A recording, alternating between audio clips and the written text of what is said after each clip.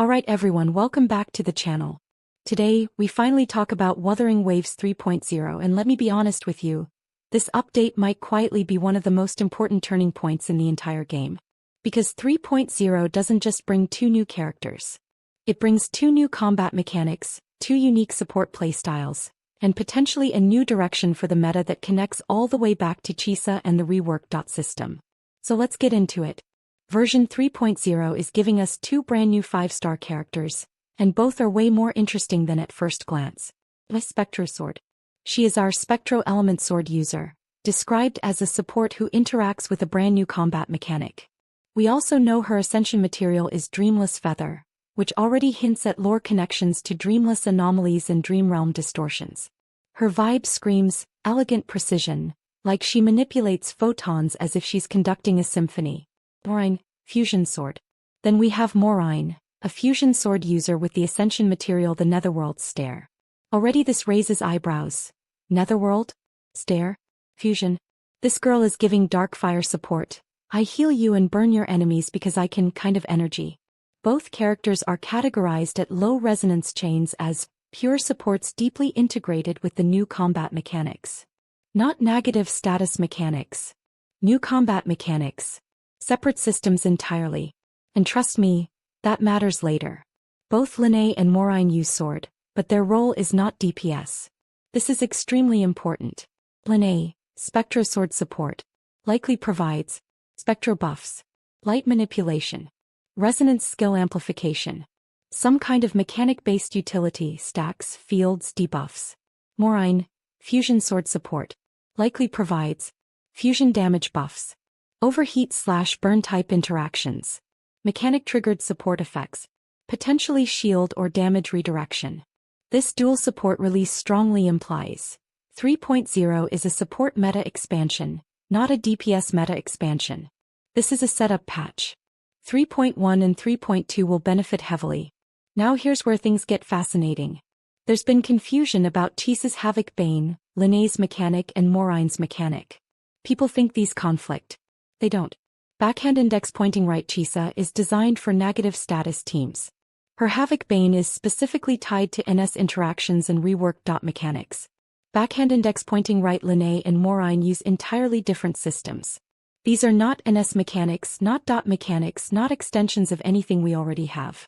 They are new combat systems introduced in 3.0, each character having one mechanic integrated directly into their kit. This means they are supports. Their mechanics are external buffs/debuffs, not personal DPS engines. They don't step on Chisa's toes. They will enable future DPS units. Let's dive into how these kits likely function, based on design patterns, ascension materials, and the pure support leak description. How her kit likely works. 1. Light field/spectrum zone. Something like a field that refines spectro damage. Adds stacks when allies use resonance skills. Grants bonuses based on the state of the field. Think of her as someone who amplifies reality, bending light to boost damage output.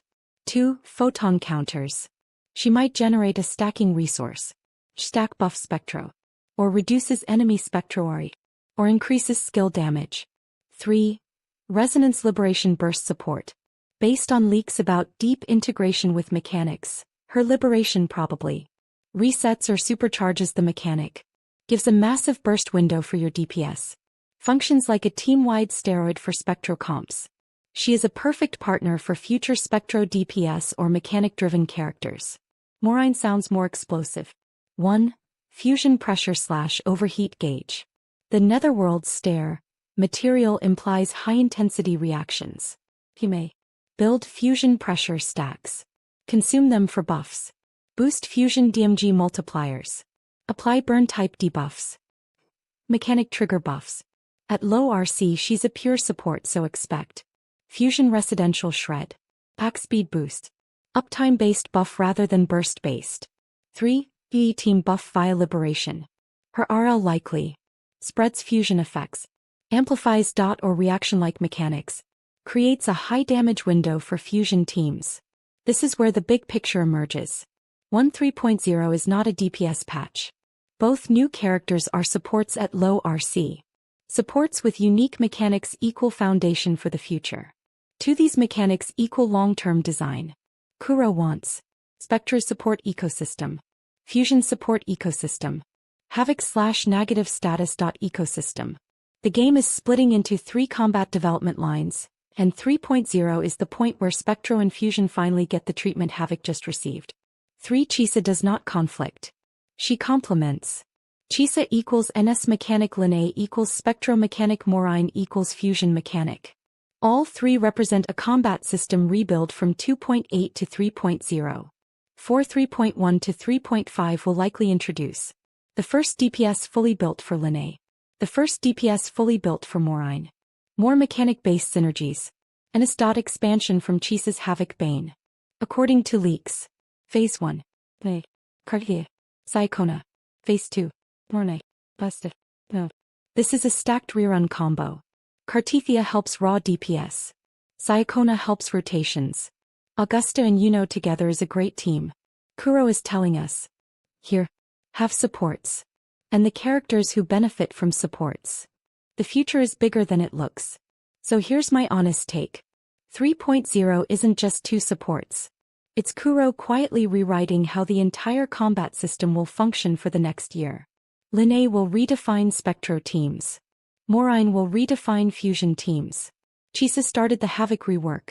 And all 3 mechanics appear to be the building blocks of a new meta. If they execute this correctly, 3.0 to 3.5 could become the golden era of Wuthering Waves combat design. And yes, we will dive into the numbers, the kits, the banners, and the meta shifts as more leaks drop. Let me know what you think. Game-changing shift or cautious optimism?